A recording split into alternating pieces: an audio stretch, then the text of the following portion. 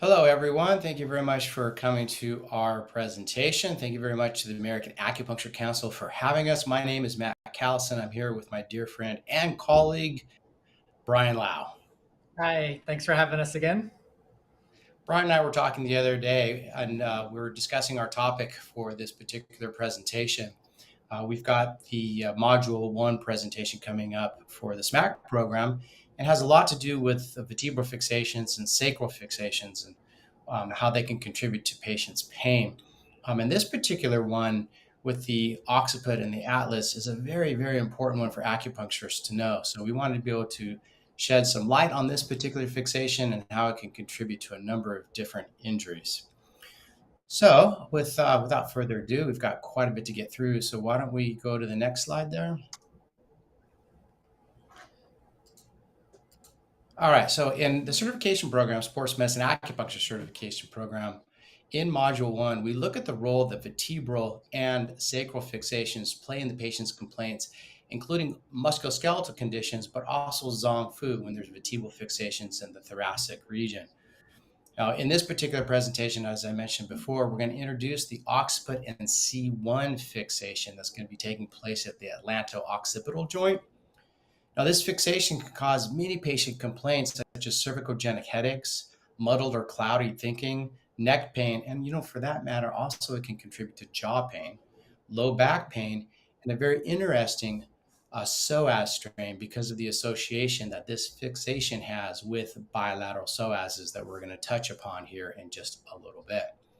So why don't we get started about what is a vertebral fixation with the next slide. So a fixation complex is going to be the compression and torquing of one vertebra on top of the other. Now, the locking of the vertebrae together creates a hypomobile. It just fixates. Those two vertebrae or even three vertebrae that lock together have a lack of mobility within that segment of the spine, which is going to be further restricted with myofascial and also ligamentous adaptations holding that fixation in place. Now, the facet joints can be locked into a compression, into rotation. It can be tilted to left and right sides. In the sports medicine acupuncture program, we also discuss how the thoracic vertebrae can be stuck in flexion and also into extension. So if you can take a look here, it's as if the vertebrae, when it has a compression and torquing, it just locks one on top of the other. And it may not actually look like it's out of alignment. Many times the vertebrae actually feel like they're in place, but they end up not moving very well. They get stuck with one another. That causes aberrant motion within the region. And the more chronic that fixation is going to be in place, it starts to then affect the spinal nerves itself. So acupuncture and manual techniques work extremely well to be able to open up these fixations and get more energy to the Zong Fu and also the innervated tissue of the musculoskeletal system. So what's on the, let's go right into that Occiput-C1 here. All right, so we're going to focus on this particular fixation. We're going to call it the AO joint from now on, just because it's a lot easier than saying atlanto-occipital joint for the entire presentation. So the skull or the head, it sits right on the superior articular facet via the occipital condyles. Brian, would you be able to show that on where those condyles are on the skull in the image on the right? You can see those blue images there that's on that skull. So then those particular articular areas are going to then fit right into the articular areas of the atlas. And you can see there in the callouts there where it says superior articular surface of the lateral mass. So it's really quite interesting that the head sits basically balancing on this very, very small area on that atlas. So let's go to the next slide then. Now, this joint is a small range of motion that's going to be approximately 10 to 15 degrees of flexion and extension. So that's going to be the movement of basically nodding yes. So it's the very small movement of 10 to 15 degrees of flexion and extension of nodding yes, which is a difference between full cervical flexion and full cervical extension. It's just that small little movement of nodding yes. Now, some researchers are going to agree that there's also a little bit of movement in lateral flexion or a lateral tilt of the occiput on the atlas. And we're going to discuss that a little bit there too when we get into the assessment. Now, the suboccipital muscles that are located deep to gallbladder 20, and also the semispinalis capitis muscle, especially these superior fibers, they're going to be primarily responsible for this action. So those are going to be two muscles that we're going to be definitely treating and linking that with their sinew channels. Let's go to the next slide. I want to discuss a little bit about how the angle of pull here. So on the left, you see an image of the 4 suboccipital muscles that surround gallbladder 20. So you can see the angle or the line of pull of these suboccipital muscles. They're going to go ahead and just tilt the cap or tilt the occiput into extension. Now on the right, you can see those upper fibers of the semispinalis capitis. Those will also be tilting the cap or the occiput into extension. So let's go through that language again. You've got cervical extension, but then with that small little movement in the AO joint, it is capital extension or a little bit of a tilt. If you take your fingers and put them right over gallbladder 20 on yourself, and once you're there, just look to the ceiling. You're going to have a small little movement of capital extension. So what you're feeling then is these upper fibers starting to contract and holding that area in place. So therefore, if you have a posture, let's go to the next slide there, Brian, if we could. If you have a posture where the person's going to be stuck in capital extension, for example, this image on the far right, the upper right, where the head is basically stuck in the end range of yes or capital extension. Many of our patients who have cervicogenic headaches or clouded thinking, low back pain, neck pain, have this particular posture, which you see on the upper right. That head is stuck in capital extension. So therefore, the AO joint is locked.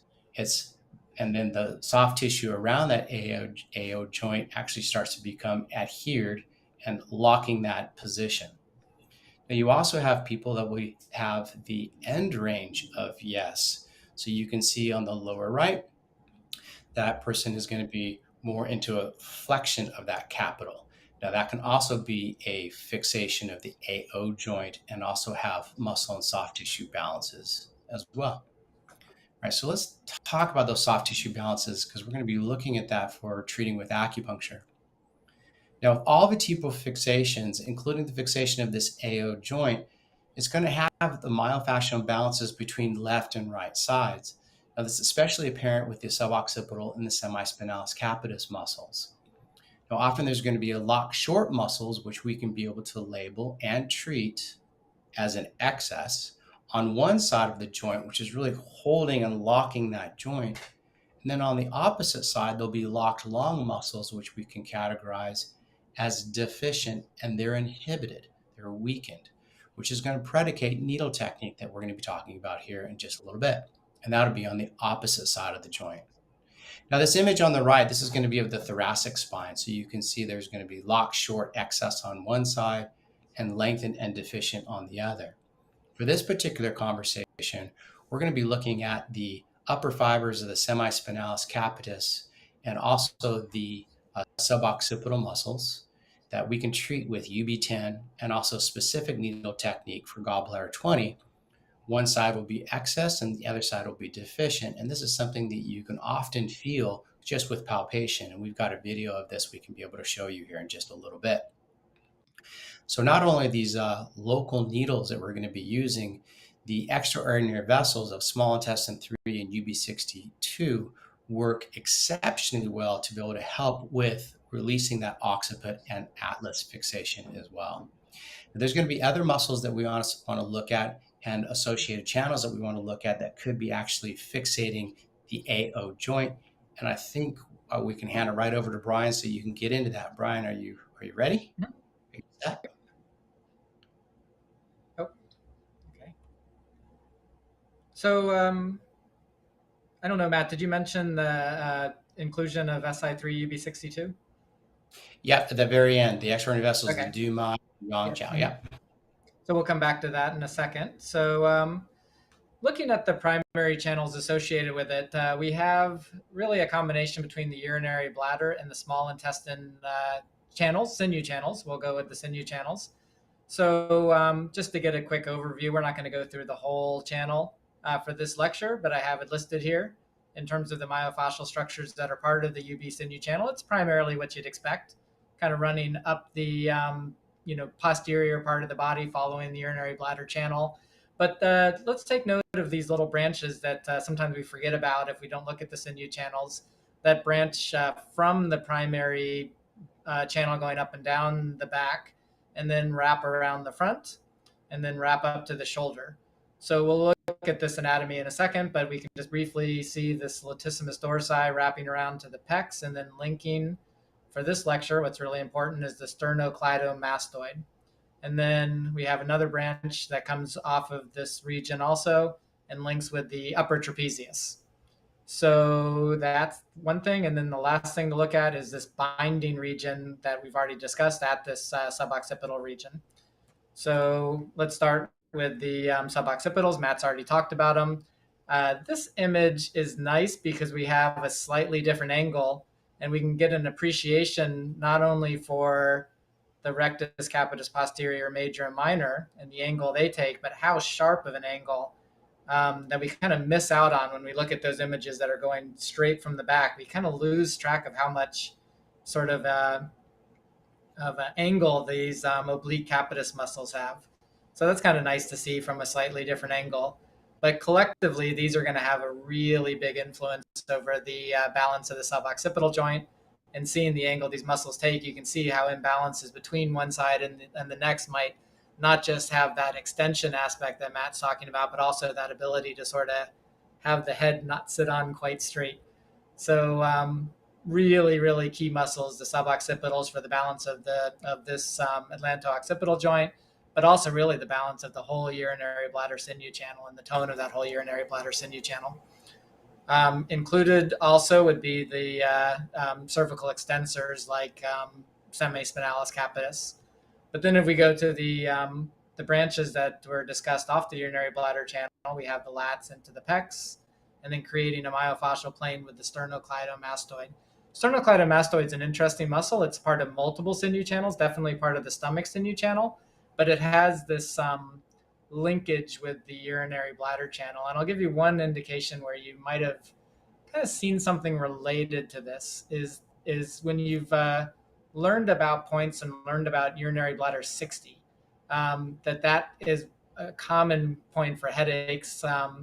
But the description, if you go back and just read the commentary, say in Deadman, the description of that often talks about yang rising, excess yang rising up the urinary bladder channel. And the way I kind of interpret that is that tension that rises up the back when people have a lot of, say, liver qi stagnation, a lot of rising liver yang rising, but it often rises up that urinary bladder channel and everything tenses up, SCM, upper traps, the cervical muscles, the back muscles. It's kind of that raising of the shoulders that happens and that scrunching of the neck that happens. So it's a very typical stress response, and these muscles are very involved with that.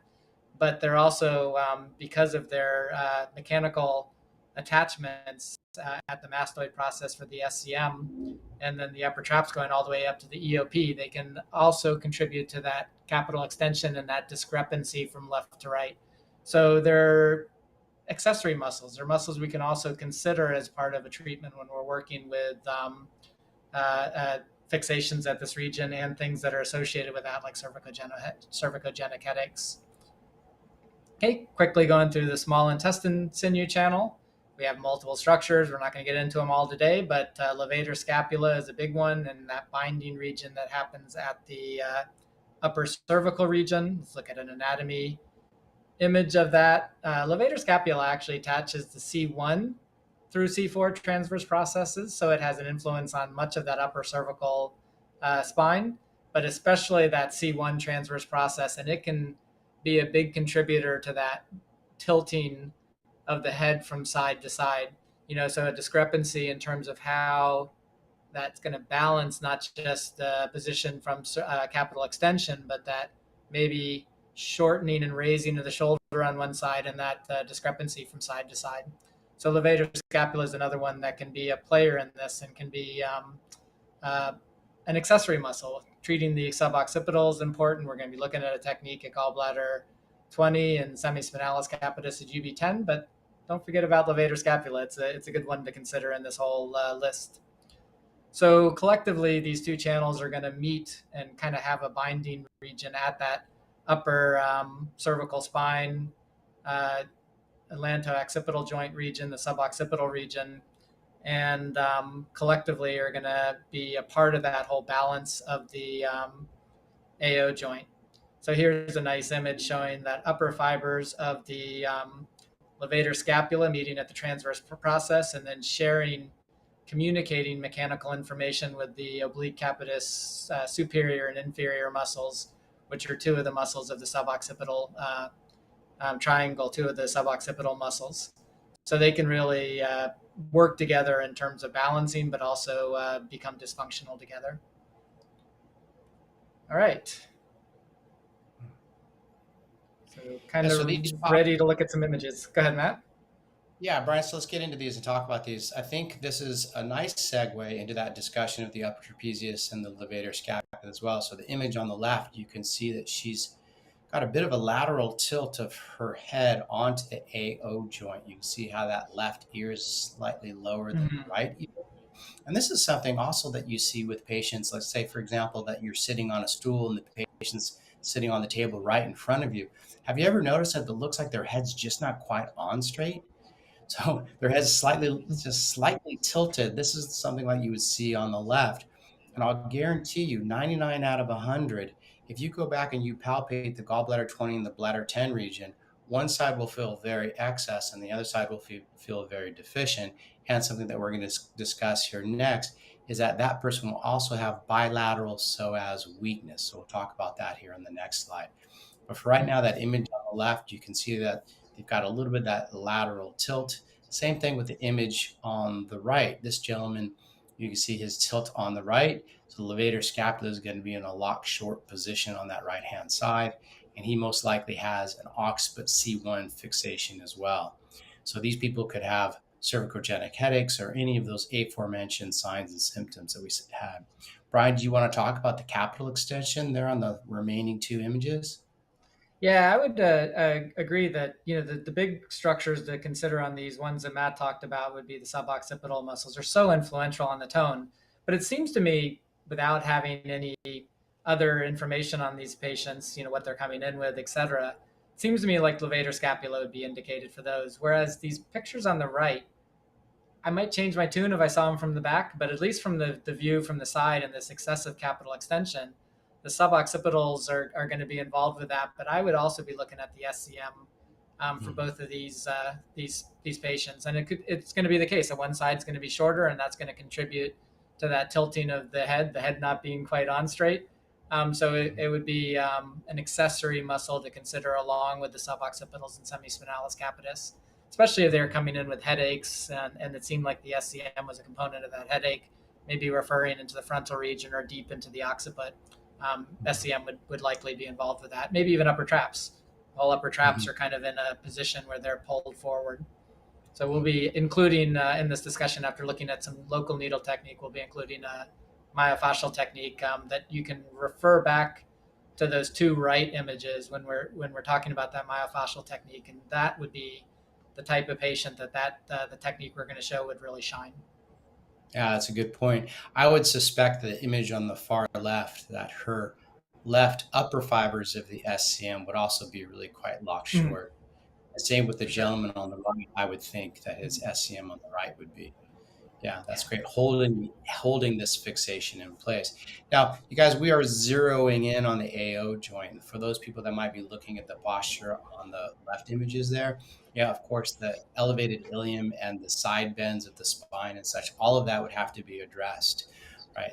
Which we do in the different modules in the SMAC program. But for right now, we're just kind of zeroing in on this AO joint and how important it is to observe and treat it for different types of signs and symptoms and pain patterns. All right, so the next slide is an assessment from Applied Kinesiology. So this is George Goodhart's work, but I'm not exactly sure if it came from him or maybe John Fee in Touch for Health. I'm not exactly sure which one.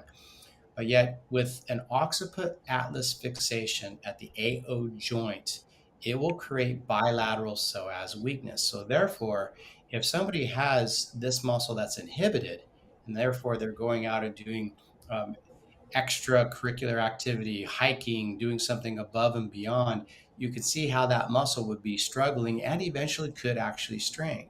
So when somebody has a hip flexor strain, it's affecting that psoas, it's always a good idea to go up and look at the AO joint. Now, since the psoas is not going to be stabilizing that lumbar spine as well, being inhibited from a fixation at that AO joint, it can also create low back pain. So this is a really great assessment looking at the psoas. And then once you correct the AO joint with acupuncture, and also we're going to be showing you a little bit of a manual technique that you can use, and also a myofascial release technique on the upper trapezius that's affected as well. You would then go back and check the psoas for strength. And if it is not bilateral psoas weakness anymore, so then therefore you've done your job. With some patients, it might be then unilateral weakness, meaning it's just one psoas that's weak. That means that the AO joint is still corrected. Remember, with a fixation, it's bilateral weakness. If bilateral weakness turns into unilateral weakness, it then becomes more of a segmental problem or just a localized problem, which we could go ahead and treat the Wato Jajis of the T12 down to about L3, as well as GB27 on that particular side in order to be able to turn that psoas right back on. Cool. All right. So what do we got next here, Brian? I will say one quick thing about that. It seems odd, right? The psoas and the Occiput-C1, there's not a direct innervation. It's not like the psoas is getting its innervation from C1. But if you wanted to just look up something called the oculopelvic reflex, it talks about the relationship between the eyes, which have a strong relationship with the suboccipital muscles in terms of turning the head following eye movement, and the pelvic position and really the lower spine position. So it's probably a reflex component that's communicating between eye movement and stabilization of the spine. And maybe that gets turned off when there's an Occiput-C1 fixation. Just theory, but it's really more a clinical observation than it is a direct anatomy thing. But that's what I think it kind of works according to those principles. Well, that's something that you teach and demonstrate in the sinew channel class. And it's really quite Mm-hmm. interesting to feel the psoas fire when the eyes go left or right with that. So that relationship, Yeah. thanks for bringing that up, Brian. That's a What, good what callback. Matt's Good. referring to is like if you're somebody seated and you press into the abdomen and can touch the psoas, you often feel it firing slightly when people look up to the corner, which will the suboccipitals will start to fire, and you can feel that tone change. Like I can have my eyes closed and be like, okay, you moved, you moved. Sometimes you don't feel it, and maybe those people you don't feel it as well, or you only feel it on one side. Sometimes it's quite prominent, sometimes not so prominent. Maybe the people it's not really prominent on are the ones with the Occiput-C1 fixation, but you can definitely feel the psoas communicating with that small little eye movement that's happening and the small head movement that occurs from that. Mhm. All right, Cool. so next slide. There we go. All right. So when you're feeling the gallbladder 20 suboccipital region and bladder 10 left versus right, when somebody does have an AO fixation, one side definitely feels more pliable, more deficient. The other side is harder tissue. It's more dense tissue. It's usually a bit more painful to palpation. So with the excess side, what you could do is to go ahead and palpate gallbladder 20, but in three different directions. So from gallbladder 20, if you angle it toward the contralateral gallbladder 1, you're going to be affecting the rectus capitis posterior, minor, and major. If you take your finger from gallbladder 20 and you angle it toward the ipsilateral gallbladder 1, it's going to be affecting the oblique capitis superior. And then from gallbladder 20, if you angle toward REN 24, you're putting pressure into the oblique capitis inferior. So whichever one is actually the most tender or may even creates a headache is the angle that you want to actually needle from gallbladder 20. Now, if you needle 1 to 1.15 inches in any of these directions, that's going to be totally safe. It is safe to be able to do that. The only one that you want to make sure that you're definitely needling toward the ipsilateral gallbladder 1 from gallbladder 20 to affect the oblique capitis superior is 1 inch to 1.5 inches. That's not an inch and a half. It's 1 to 1.5, so just over an inch. Needling that direction will be very safe. If you do go toward maybe the ear, maybe you're going too fast, you're going to be very close to the vertebral artery in its unprotected region. So we want to make sure that we're not angling toward GB27, GB12, or also the ear in that particular case. And then bladder 10, if we can go to the next slide there, which I think it just continues to discuss. Let's go to the next slide, Brian. Yep. Yeah, I tried to. Maybe it's try it again. Ah, Is it, sorry. is it stuck? Okay. Nope. There we go. All right, so there we go. So then bladder 10 is going to be the key point for the semispinalis capitis. Now, as we know, the way that we were taught is bladder 10 is going to be level with due 15, and gallbladder 20 is level with due 16. For the last, this particular image is from the Motor Point Index that was published in 2000, the year 2000, I believe, was published. And so the information has changed. We have found the actual motor entry point for the semispinalis capitis, the upper fibers at least, to be level with due 16. So that means that we're putting bladder 10 level with gallbladder 20. And frankly, from my own clinical experience, I think Brian can agree with this as well, is that treating the upper or the modified bladder 10 level with due 16 and also level with gallbladder 20, you get a lot more chi sensation than you do when it's level with due 15. But don't believe me, try that yourself, you guys. Make sure that you're needling one soon perpendicular to the table or to the floor, going in level with gallbladder 20 and due 16 compared to level with due 15. I think you'll find you'll get a lot more chi sensation at that particular point. So the next slide is actually showing another view. Semispinalis capitis, you can see how it's just between gallbladder 20. We've modified this and we're putting it level with gallbladder 20, everybody. Yeah, you get a lot more chi that way. All right, so the video you're about to see is going to be needling bladder 10, 1 inch perpendicular to the floor. On one side will be the excess side, and then on the other side will end up being gallbladder 20. So it's not necessarily going into the 3 different directions. We're just needling gallbladder 20 on this particular side, which you can do. But a good idea on the excess side is to palpate those 3 directions, affect that suboccipital triangle. I think you'll get better success rate for releasing the AO joint. This particular video, the audio didn't turn out very well, so I'm going to go ahead and narrate this as it goes. So Brian, whenever you're ready, I'm ready.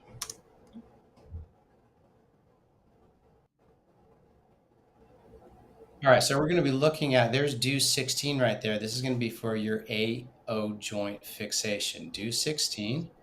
Right, so I'm going to go ahead and palpate on the right-hand side, and that feels really quite dense there at bladder 10, which we know is going to be about 1.3 cm lateral. That's going to be the upper trapezius that I'm working my finger through to get to the deeper layer, which would be the semispinalis capitis. Moving lateral, going into gallbladder 20 and feeling the density of gallbladder 20. Now going over to the left-hand side, bladder 10, more pliable, softer tissue, easier to get in. Gallbladder 20, more pliable, soft tissue. So it'll be excess on the right, perpendicular to the table of the floor, going in at bladder 10, 1 inch. You could even go in 1.25 inches here. I do recommend a deeper needle technique at this particular point to get into that semispinalis capitis. Then a gallbladder 20 on the right. We're going to needle just toward the tip of the nose in this case at gallbladder 20, but this would be the area that we could go ahead and palpate the 3 different directions for the suboccipital triangle. In this particular video, we didn't.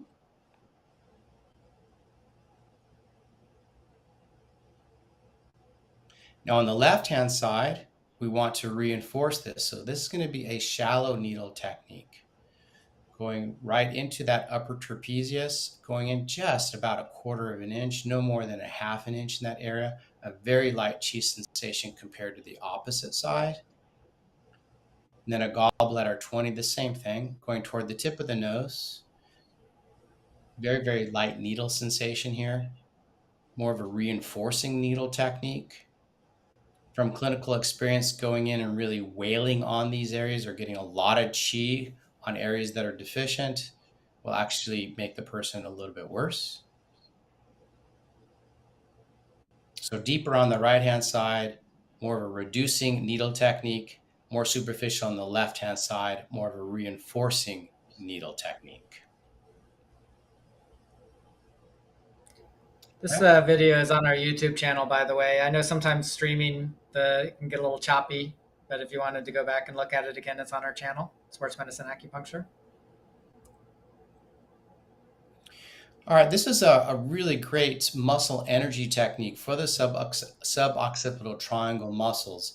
I believe it was developed from Philip Greenman in the 1940s. He's a very famous osteopath that has quite a few different books out.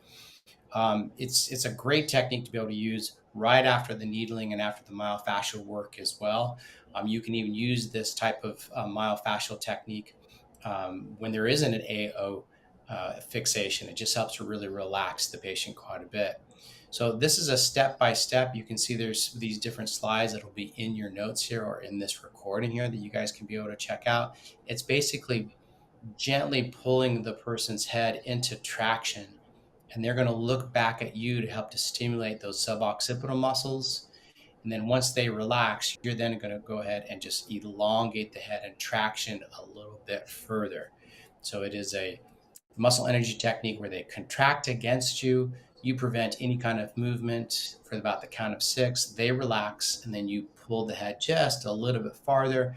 So you're helping to realign the occiput onto the atlas. Again, it's a fantastic mobilization technique. Here's the other rest of the instructions. So like Matt said, if you go back and access this recording, you'll have those. We also have this, I believe, in module, is it module 1 sinew channel class, or is that would be going to be module 4? It might be module 4 sinew channel class that we actually have this video as well. Oh yeah, on net of knowledge, yeah, that's correct. It's module 4. Yeah.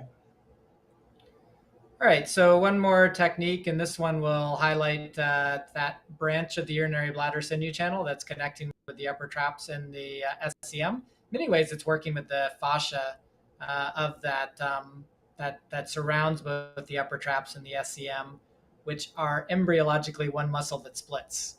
So they really have the same fascial compartment, same fascial bag, and this is just taking the fascia and bringing it back. So this video has a lot of different steps.